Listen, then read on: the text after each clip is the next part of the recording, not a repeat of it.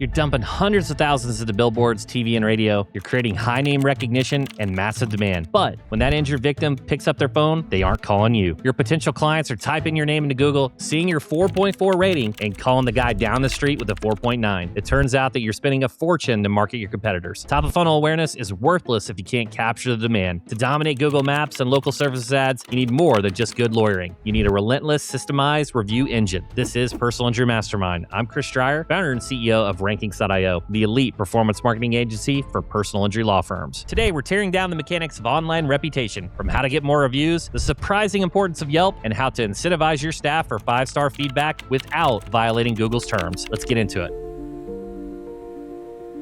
So, reviews. Let's just paint the picture from the consumer side. What kind of goes through their mind, what they're doing, and I'm going to use this as an example to help any personal injury attorney listening. So, I'm a consumer.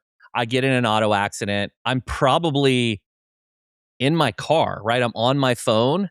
So there's a couple destinations they could go. They could potentially go to ChatGPT, go to the LLMs and do some discovery on, what to do after the wreck, what attorneys to call. But let's just assume by the majority, because by the percentages, they pick up the phone.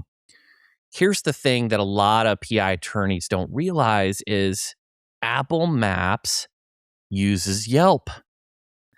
So I understand that Google's rankings and it's powered and a lot of it is used for the LLMs and discovery and relevance and all those things and in maps and LSA. But from the consumer perspective, they're going to pull up Apple Maps.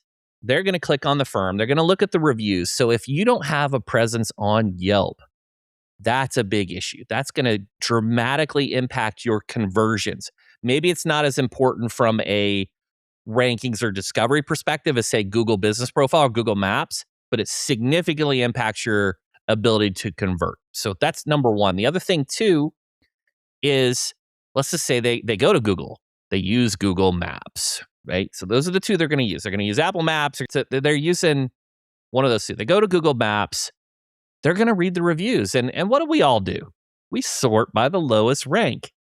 We all do that. We go to Amazon, we look at the dirty. We want to find out what people are saying.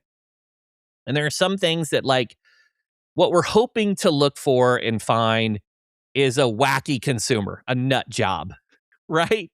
Because we don't want the company to be bad. We want to see the lunatic. It's kind of entertaining, but that's what we do.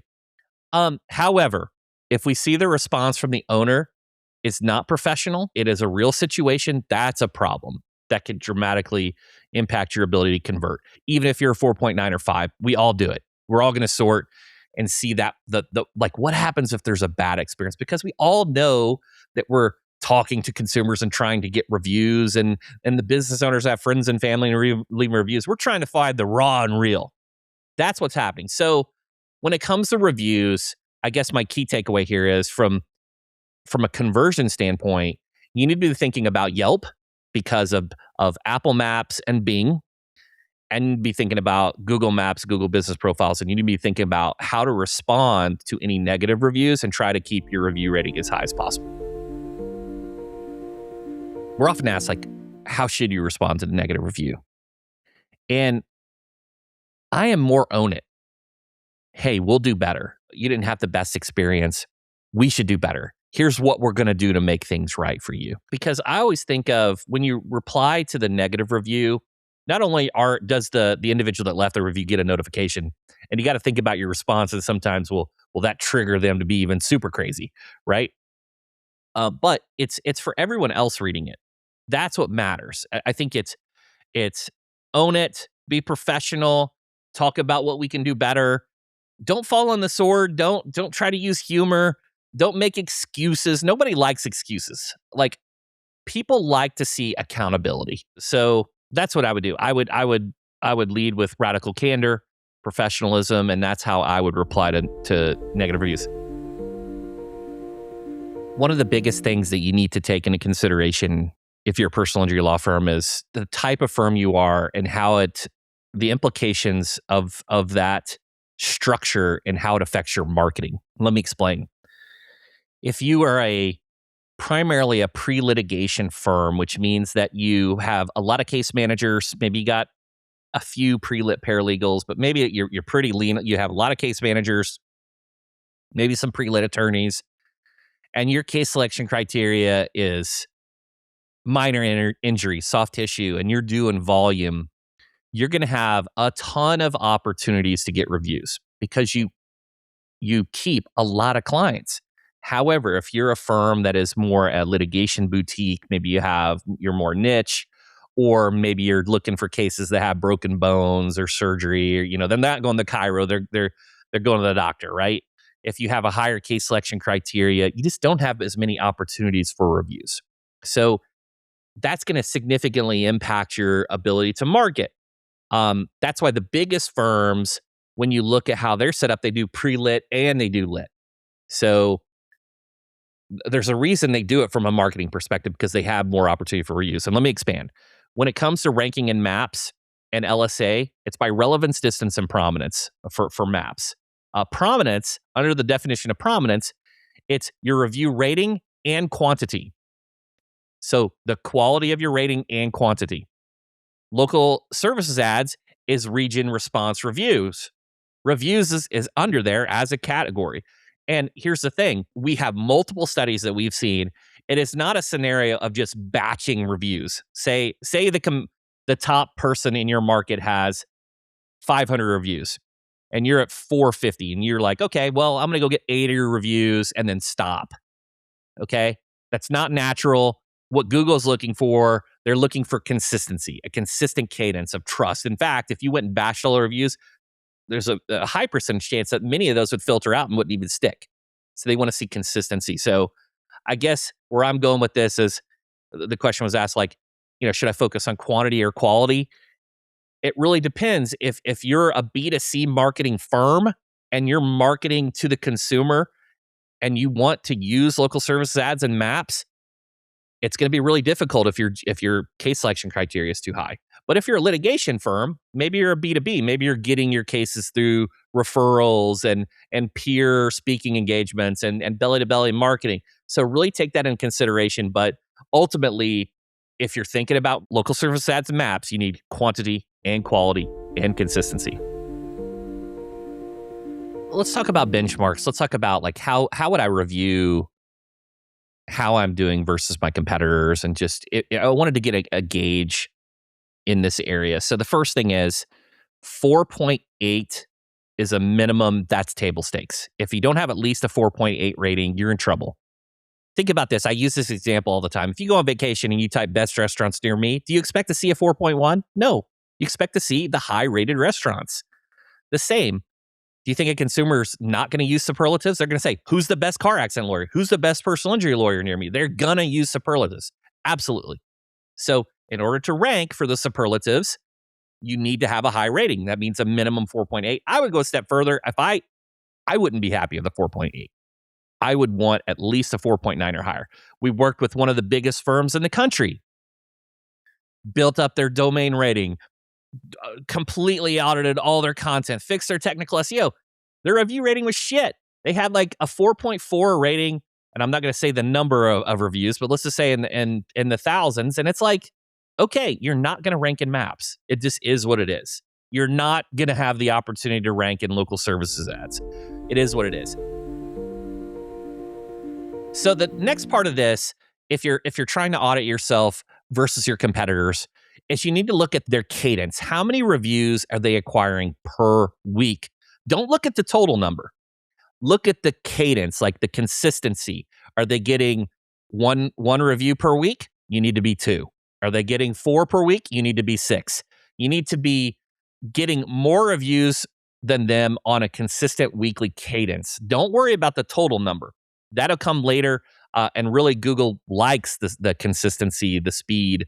And that's what you should be doing. You know who your competitors are. Go look at them. Go track them.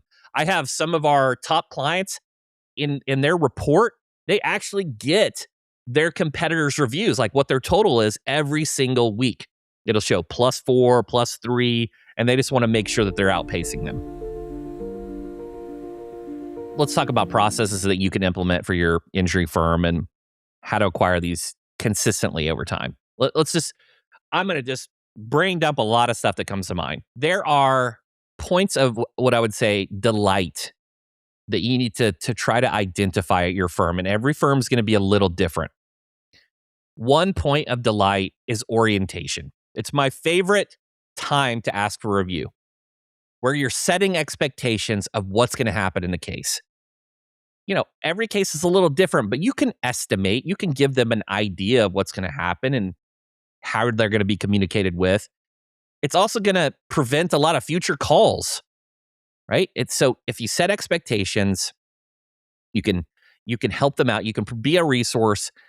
And if it's an amazing experience, they get maybe a folder, maybe they've got some graphs, maybe they have the contact information of the attorney. They have all this information, right? It's going to counter buyer's remorse. So they're not going to go to another attorney. It's going to set expectations, and it's a perfect opportunity to ask for a review because they've now had an experience with your firm. Okay. That's process number one. Make the orientation and onboarding incredible. The second time that I would consider it is after treatment. Okay. When they finish treatment. Now I'm not an attorney, but I would expect that, now they're feeling better, right? Because as a case manager, you're trying to make sure they get treatment because it impacts their case. And it allows you to have empathy and touch base with them and show that you care. And that's what they're looking for. So there's an opportunity there. That's a point of delight. The third, of course, is the closeout when you hand that check. I would just have a little caveat here is sometimes people come up with these unrealistic expectations. They go look at another personal injury website and see a $1.6 million settlement when they have a $100,000 policy limit. And so that's important in setting expectations, having those conversations. And because even though you may have given them a great experience, you have to ensure that they had a great experience, that they're appreciative. Don't just take it for granted, right? So I would say the orientation, finish treatment, and the closeout are three. Those are three that you can absolutely put in.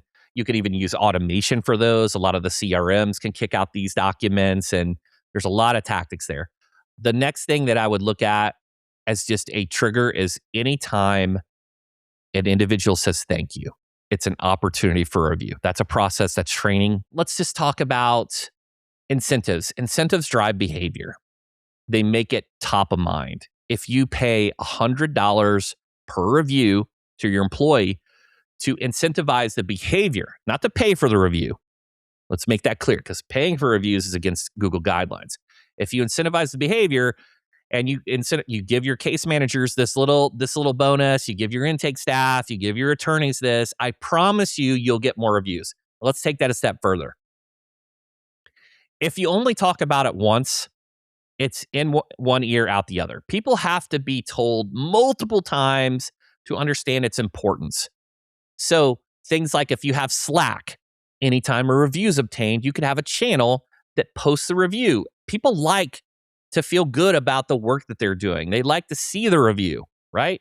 Okay, that's a reminder that they're important. So, hey, we want to congratulate so-and-so case manager on their bonus for receiving this review for the firm. Here's the review. Kudos to Jane or John or whoever, right? Okay. That's one way to keep it top of mind. Another way is a monthly all company newsletter. I like internal newsletters. You can talk about policy changes. You can talk about updates for the company. You can keep the company, when you grow and you're above 150 people, which is Dunbar's number, which is about, your ability to remember everyone. When you're above 150, that's when the HR teams really have an impact. And that's where company newsletters and all hands really have an impact.